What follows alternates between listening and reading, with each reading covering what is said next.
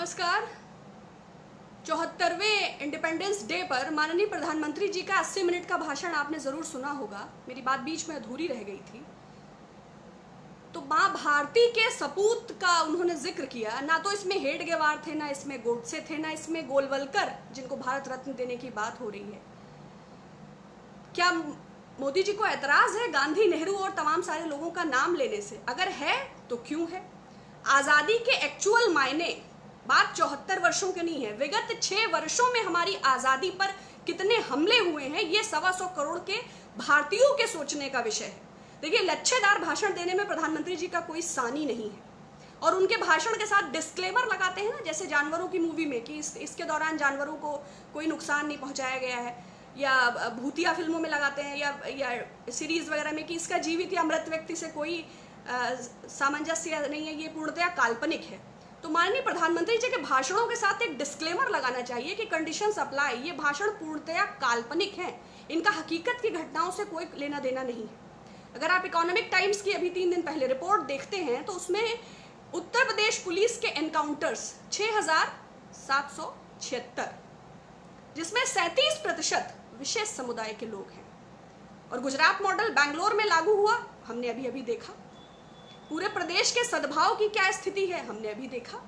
देश में 70 वर्षों में जीडीपी सबसे बड़ी गिरावट की ओर है, ये श्रीमन नारायण मूर्ति जी का स्टेटमेंट है। Fake news, fake studies, fake articles, fake data, ये तो पीएमओ से जनरेट हो रहे हैं।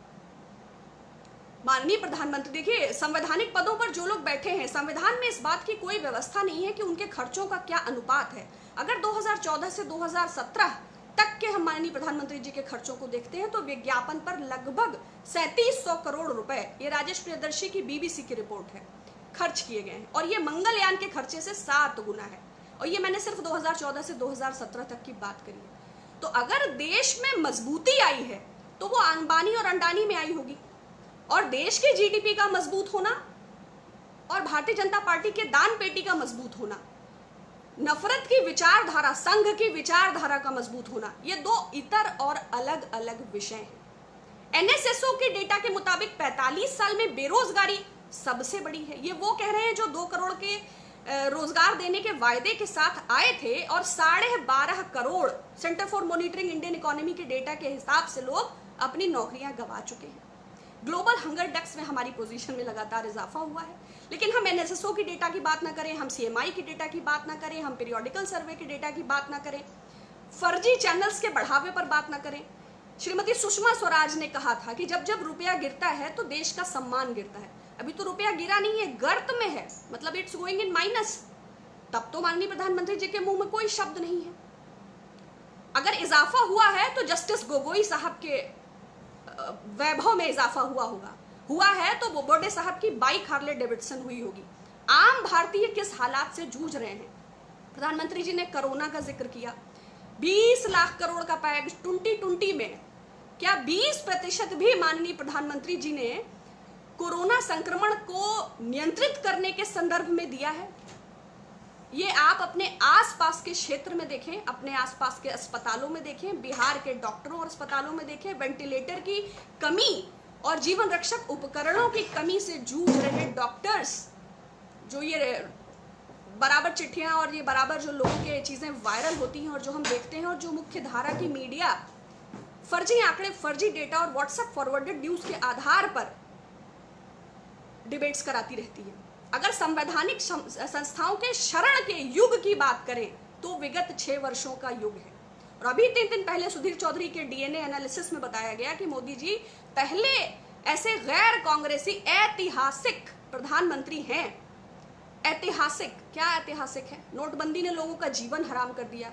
काले धन का पता नहीं, पनामा पेपर्स की बात नहीं, बहामास लिंक्स की बात नहीं, स्विस लिंक्स की बात नहीं, आर्थिक भगोड़ों की बात नहीं, नीरव मोदी का पता नहीं, मेहुल चोकसी के आइलैंड के बारे में मालूम नहीं, रामदेव के आइलैंड की चर्चा नहीं होती, 68,000 करोड़ विलफुल डिफॉल्टर्स का माफ कर दिया, और बेरोजगारों की हत्याएं 12,635 है और किसानों की आत्महत्याएं 10,000 कुछ है। तो ये वो देश है जहां लच्छेदार भाषण वाले प्रधानमंत्री के दौर में रोजगार की कमी से आत्महत्या करने वाले युवा किसानों से भी ज्यादा है। जबकि यूनाइटेड नेशंस के डेटा के मुताबिक 25 साल की उम्र के लगभग 18 से 25 की उम्र के लगभग 40 से 60 करोड़ लोग हैं। तो इस युवाओं के देश भारत में जिस तरह आईटी सेल को एस्टैब्लिश किया है, जिस तरह अपने भव्य कार्यालय और अपनी नफरती विचारधारा को फैलाने की दिशा में मोदी जी ने काम किया है, तो उनका 80 मिनट का भाषण डिस्क्लेमर के साथ शर्म के अलावा कुछ भी नहीं।